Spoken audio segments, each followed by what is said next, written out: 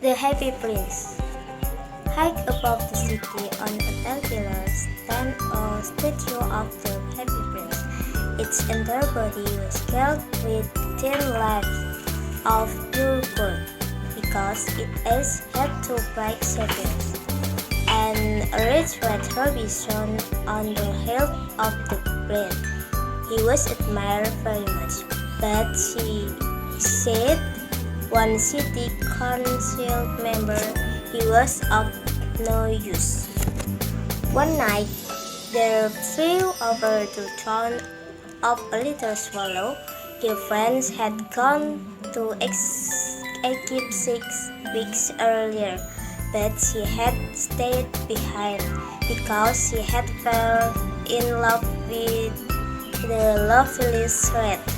She met her in early spring when she was flying down the river crossing a large yellow moth, and was too extracted by her cylinder was that she stooped to talk to him and conflict in Red.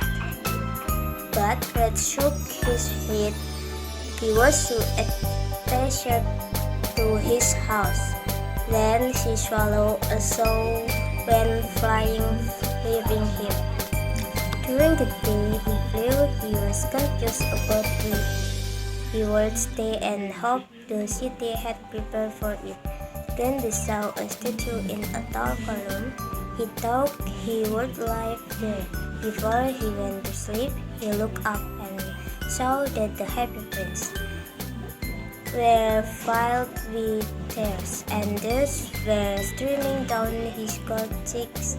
Her face was so beautiful in the moonlight that the little soul felt sorry for her.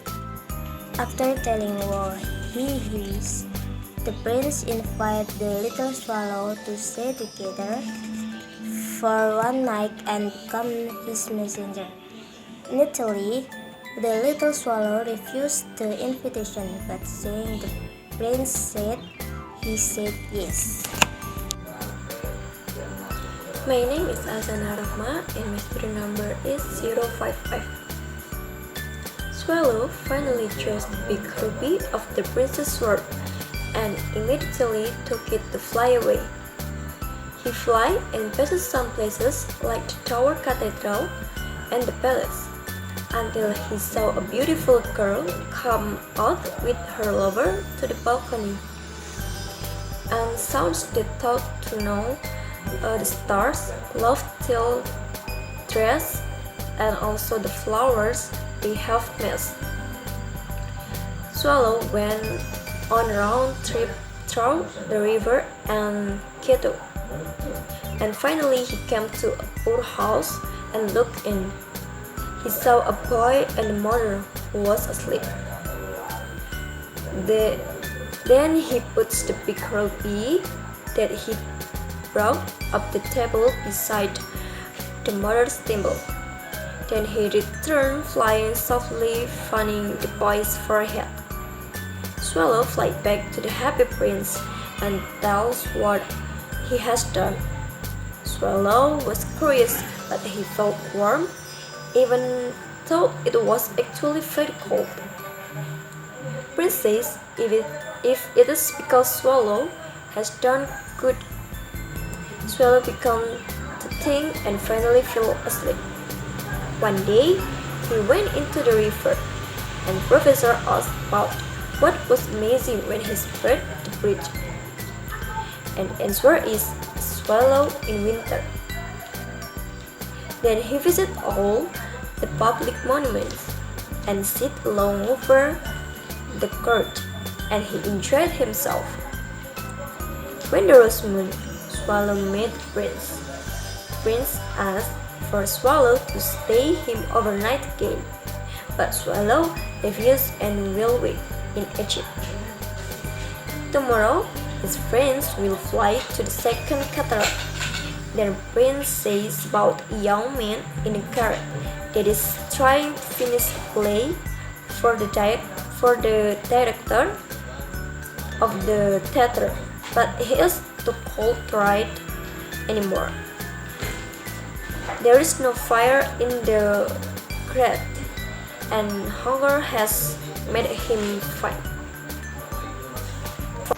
My name is Salsabila Moli Widya Pratama, my student number 64.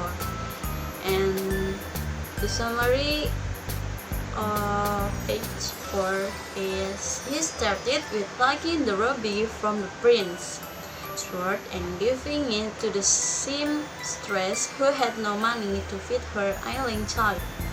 Then he plucked a sapphire from one of the eyes of the statue and gave it to the playwright, who was too poor to make fire in the winter to continue his writing.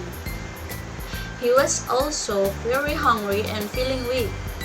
One day, the princess saw a match girl who was being beaten by her father for letting her match fall in the gutter. The prince's heart filled with pity for the girl. He immediately commanded the swallow to pluck out his other eye and help the girl.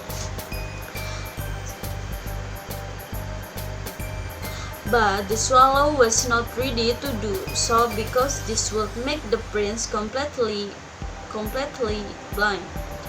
On being insisted, he plucked out the prince's other eye, swept past the magic girl, and slipped the jewel into the palm of her hand. The little bird decided not to leave the company of the happy prince who had gone blind now. Although the prince was not able to see the sorrow and sufferings anymore, he knew it was there, so he instructed the bird to take off the fine gold he was covered with and give it to the poor. The bird followed his word and picked off leaf after leaf of the gold till the happy prince looked quite dull and grey. Then the snow came, and the poor little swallow grew older and colder. But he did not leave the prince. Eventually, he grew weak and died from exposure and exhaustion. Just at that moment, a curious crack sounded inside the statue as if something had broken. My name is Umila Lutfia. Then the little swallow told the prince of the marvelous thing. Then the prince asked the little swallow to fly over the city. The little swallow flew over the city and saw a rich making merry in their beautiful houses, while the beggar were sitting at the gates. Then he flew back and told the prince what he had seen. The prince was covered with fine gold. Then he asked the little swallow to take it off, leaf by leaf, and give it to the poor, and they was happy. Then the snow came, and after the snow came the frost. The poor little swallow grew colder and colder, but he would not leave the prince. He loved him too well.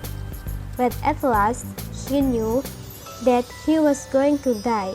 He had just strength to fly up to the prince's shoulder one more, and he kissed the happy prince on the lips and fell down dead at his feet. At the moment, a curious crack sounded inside the statue, as if something had broken. The fact is that the little heart had snapped right in two. It certainly was a dreadfully hard frost. Okay, my name is Lutfiana Izati. Next, the story is Ruby has fallen off her sword. Her eyes are gone and she is no longer golden, said the mayor. And there's actually a dead bird at his feet, continued the mayor. We really need to make the statement that we can die here. And the city officer took down the suggestion. So they took down the statue of the happy prince. Then they melted the statue in the furnace, and the mayor held a corporation meeting to decide what to do with the metal. What a strange thing, said the supervisor of the worker at the foundry. This crystalline hair will not melt in the furnace. We have to throw it away. so they threw it on the dust pile where the dead swallow also lay. "Bring me the two most precious things in the city," said the Lord to one of his angels. And the angel brought him a dark hare and a dead bird. "You have chosen rightly," said the Lord, "for in my heavenly garden this little bird will sing forever, and in my city of gold the happy prince will praise me."